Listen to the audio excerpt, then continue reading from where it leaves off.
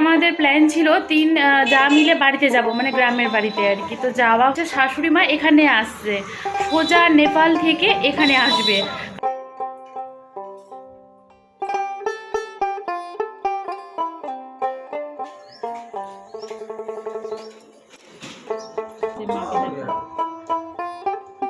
নালটা খাইয়ে দুটো কুড়িয়ে।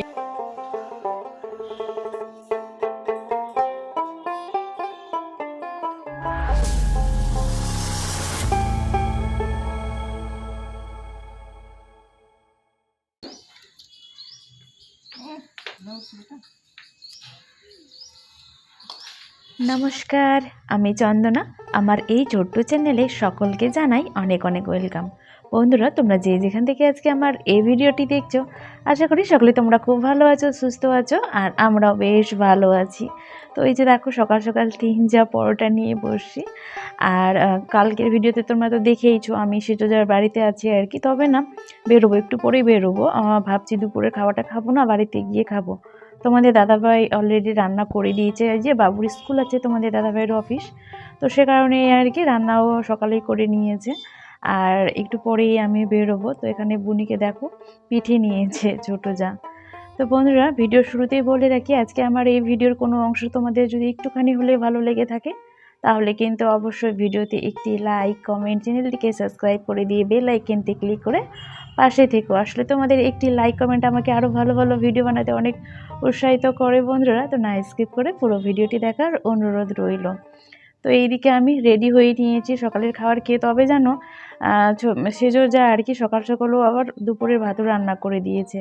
তো আমি খাবো না জোর করে আমাকে খাইয়েছে। বাড়ি ঝাড় দেওয়া চলছে, কানে হেডফোন আর মোবাইল। এই যে সিরিয়াল চলছে এইখানে।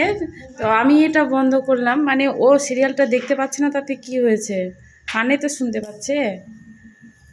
তো চলো বন্ধুরা, আমি বাড়ি যাই। ছোটো যাই যে বুনিকে ঘুমাচ্ছে, আর সেজো যা তো হেডফোন লাগিয়ে হচ্ছে সিরিয়াল দেখছে না, ও শুনছে আর কাজ করছে। আর বাড়িতে এসে জানো, আমি কোনো রকম ভিডিও শেয়ার করিনি। এই যে গাছগুলো যে নিয়ে এসেছিলাম, সেগুলো লাগিয়ে নিয়েছি। তো সন্ধ্যাবেলা আর কি একটুখানি শেয়ার করেছি। তো আজকে কোনো রকম, কারণ অনেক কাজ ছিল, সেই কারণেই আর কি কোনো রকম ভিডিও শেয়ার তো করিনি। বন্ধুরা, আজকের ভিডিওটি আমি শুরু করলাম বিকেল থেকে। আসলে কি হয়েছে বলো তো, আজকে প্রচুর কাপড় কাচাকুচি হয়েছে, তো সে কারণে সকাল থেকে শুরু করিনি। আর যেহেতু 2 দিনের ভিডিও একদিনে যাবে, সে কারণে ভিডিওটা অনেক বড় হয়ে যাবে বলে সকাল থেকে আনা শুরু করে এই যে বিকেল থেকে শুরু করলাম। তো এখন আমার সব আস্তে আস্তে করে আর কি ছাদ থেকে কাপড় নিয়ে আসছি, যেগুলো শুকিয়ে গিয়েছে। এই যে বিছনাপত্র সব, এই যে দেখো, এই বিছনাটা এখন করলাম। এই বিছানাটা পরিষ্কার করে এখন হচ্ছে ওই বিছানা আছে। আর জানো, আজকে আমাদের প্ল্যান ছিল যা মিলে বাড়িতে যাব, মানে গ্রামের বাড়িতে আর কি। তো যাওয়া হলো না, কারণটা হচ্ছে শাশুড়ি মা এখানে আসছে, সোজা নেপাল থেকে এখানে আসবে। কারণ আমাদের মালদাতে স্টেশন এখানেই নামবে, তো সে কারণেই আর কি অনেকটা রাত্রি হয়ে যাবে। তো বাবু আর হচ্ছে মা গিয়েছে। তো দাঁড়াও, দরজাটা খুলে দিবা। তো যেটা বলছিলাম আর কি, যে মা তো এখানেই।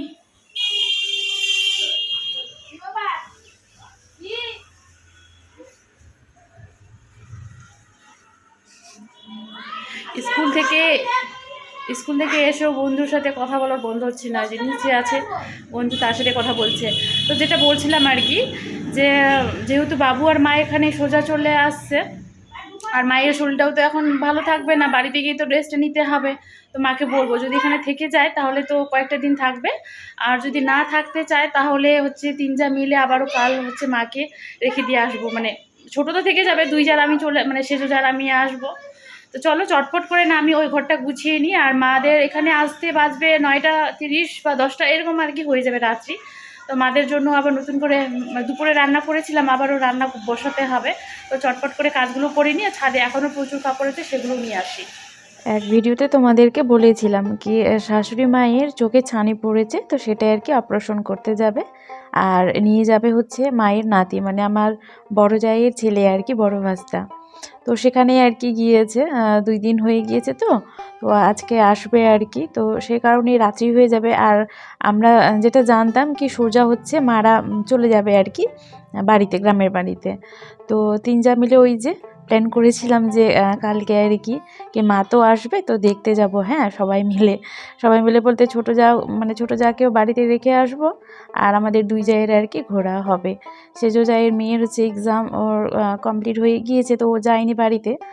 আমাদের অবশ্য অনেকটা দেরি আছে এখন, সেই মার্চের দিকে আর কি ফাইনাল পরীক্ষা হবে আমার ছেলের। তো আমার অনেকটাই দেরি আছে, মানে শ্বশুরবাড়িতে গিয়ে ছুটি কাটানোর।